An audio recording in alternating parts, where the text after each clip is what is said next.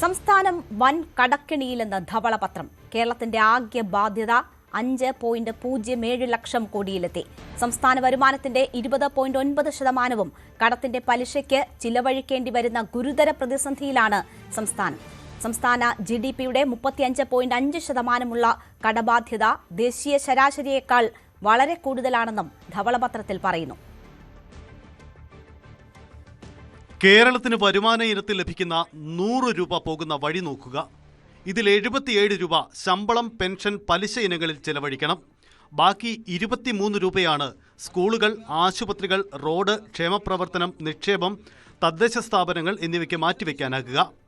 കടമെടുപ്പ് മാത്രമാണ് പോംവഴി. പക്ഷേ ഇതെല്ലാ പരിധികളും പിന്നിട്ടെന്നാണ് ധവളപത്രം പറയുന്നത്.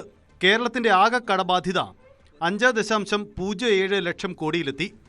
സംസ്ഥാന വരുമാനത്തിന്റെ 20.9% കടത്തിന്റെ പലിശയ്ക്ക് ചിലവഴിക്കേണ്ടി വരുന്നു. സംസ്ഥാന GDPയുടെ 35.5% കടബാധ്യത. ഇത് ദേശീയ ശരാശരിയേക്കാൾ വളരെ കൂടുതലാണെന്ന് ധവളപത്രത്തിൽ പറയുന്നു. 2024-25 12 മാസത്തിൽ 10 മാസവും ട്രഷറി നെഗറ്റീവ് ബാലൻസിലായിരുന്നു. ദൈനംദിന ചെലവുകൾ നടത്താൻ റിസർവ് ബാങ്കിന്റെ wise and means advance, overdraft തുടങ്ങിയ സൗകര്യങ്ങളെ ആശ്രയിക്കേണ്ടി വന്നു. 2025 കേരളം 262 ദിവസം വെയ്സ് ആൻഡ് മീൻസ് അഡ്വാൻസ് ഉപയോഗിക്കുകയും 84 ദിവസം ഓവർഡ്രാഫ്റ്റിലാവുകയും ചെയ്തു.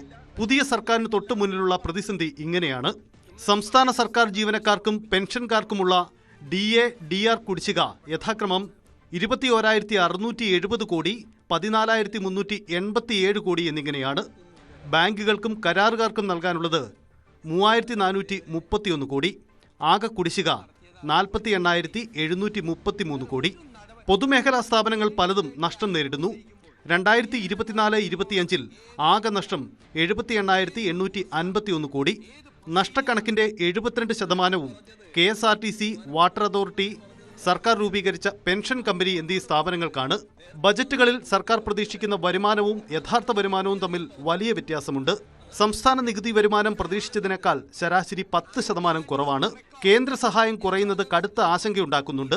2026-27 കേന്ദ്രത്തിൽ നിന്നും പ്രതീക്ഷിച്ച തുകയേക്കാൾ ഏകദേശം 20,000 കോടിയോളം കുറവ് വരുമെന്നാണ് റിപ്പോർട്ടിൽ പറയുന്നത്. റിപ്പോർട്ടിന്റെ മറ്റ് ശുപാർശകൾ ഇവയാണ്: ധനകാര്യ നിയന്ത്രണം ശക്തമാക്കുക, സർക്കാർ ചെലവുകൾ പുനഃക്രമീകരിക്കുക, നഷ്ടത്തിലോടുന്ന പൊതുമേഖലാ സ്ഥാപനങ്ങളിൽ പരിഷ്കാരം കൊണ്ടുവരിക, സ്വകാര്യ നിക്ഷേപം കൂടുതൽ ആകർഷിക്കുക, വ്യവസായ വികസനത്തിനും തൊഴിൽ സൃഷ്ടിക്കും മുൻഗണന നൽകുക, വൈദ്യുതി ഉൾപ്പെടെയുള്ള അടിസ്ഥാന സൗകര്യ മേഖലകളിൽ സ്വകാര്യ നിക്ഷേപം പ്രോത്സാഹിപ്പിക്കുക എന്നിവയും ഈ റിപ്പോർട്ടിന്റെ ശുപാർശകളിൽ ഉൾപ്പെടുന്നു. News desk, news 18. കൂടുതൽ വാർത്തകൾക്ക് news 18 Keralam YouTube channel subscribe ചെയ്യുക.